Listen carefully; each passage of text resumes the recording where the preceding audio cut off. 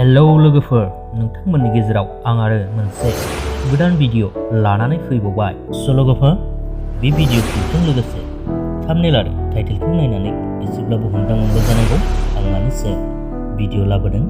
नाथाय बे भिडिअआ मानि आरो बेखौ माब्ला नुनो मोनगोन बेखौ मोनथिथ'वाखै जानांगौ।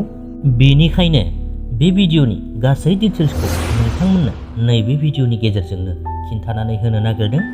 आसा खालामो नोंथांमोना भिडिअखौ जोबजासिम नायलांगोन होननानै। लोगोफोर, बे भिडिअआनो जादों हांमा प्रडाक्शन फिल्म ससाइटिनि गेजेरजों फैनो गोनां बे बोसोरनि सनि बर' बिथांनि दैदेननायाव 20 लाख बाजेटनि मोनसे समाजारि आबुं बर' सावथुन। बे सावथुननि मुङानो जादों लोगोफोर हांमा। बे सावथुनाव गाहायै फाव खालामनाय नुनो मोनगोन बर'निनो मुंदांखा फावखुंगुर बिथां सिमां सैनारि आरो फावखुंग्रि प्रियंका लाहारी।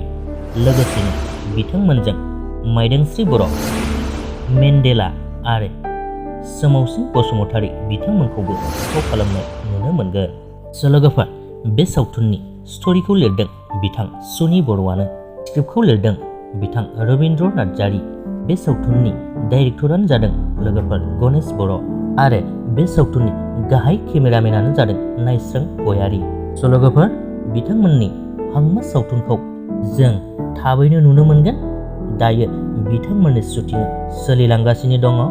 लोगोसे बिथांमोननि सावथुना मोजाङै जाफुंसारनो हाथों बेखौनो मिजिंथिबाय। लोगोफोर, बे भिडिअनि आपडेटखौबो बेखिनियावनो दोनथ'नाय जाबाय। गोजोन्थों।